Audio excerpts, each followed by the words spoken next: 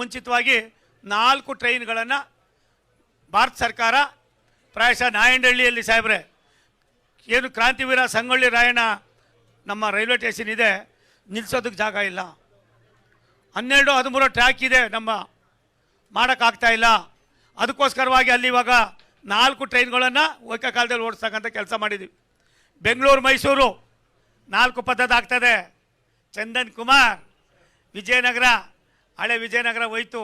ಇದು ಜಮೀರ್ ಅಹಮದು, PC ಮೋಹನು, ಸೋಮಣ್ಣ, ರವೀಂದ್ರ ಅವರು ವಿಜಯನಗರ ಯಾವ ರೀತಿ ಬರ್ತದೆ ಅಂತ ನೀವು ನೋಡ್ತಾ ಇರಿ. ಅದಕ್ಕೆ ನಾನು ವಿನಂತಿ ಮಾಡ್ತೀನಿ, ಅಭಿವೃದ್ಧಿ ನಂದು ಜಮೀರ್ ಅಹಮದ್ದು, PC ಮೋಹನ್ ಅವರ ಕನಸು. ಇದನ್ನು ಬಿಟ್ಟರೆ ನಮ್ಮ ತಲೆಯಲ್ಲಿ ಬೇರೆ ಏನೇನು ಇಲ್ಲ. ಬಡವರಿಗೆ, ಬಡತನದಲ್ಲಿರೋರಿಗೆ ಎಲ್ಲ ಒಂದು ಕಡೆ ಸ್ವಾವಲಂಬಿಗಳಾಗಿ ಬದುಕಬೇಕು ಅನ್ನೋದು ನಮ್ಮ ಬಯಕೆ ಆಗಿದೆ. ಈ ಕೆಲಸ ನಾವು ಮಾಡಿದ್ದೀವಿ. ಏನು ರಾಷ್ಟ್ರದ ಪ್ರಧಾನಮಂತ್ರಿಗಳು ಯಲಹಂಕದ ಹತ್ರ ಇಡೀ ದೇಶದಲ್ಲೆಲ್ಲೂ ಇಲ್ಲ ಒಂದು ಲಾಜಿಕ್. ನಿಮ್ಗೆ ಕರ್ಕೊಂಡು ಹೋಗ್ತೀನಿ, ಅದನ್ನು ನೋಡ್ಬೇಕು. ನೀವು ಅದು ನೋಡಿದ್ರೆ ಆನಂದ ಪಡ್ತೀರಿ. ಅದನ್ನು ಮಾಡ್ತೀವಿ. ರಾಷ್ಟ್ರದ ಪ್ರಧಾನಮಂತ್ರಿಗಳೇ ಅದರ ಶಂಕುಸ್ಥಾಪನೆಗೂ ಬರ್ತಾರೆ. ನಮ್ಮ ಮಂತ್ರಿಗಳಾದ ಅಶ್ವಿನಿ ವೈಷ್ಣವ್ ಅವರು ಕೂಡ ಬರ್ತಾರೆ.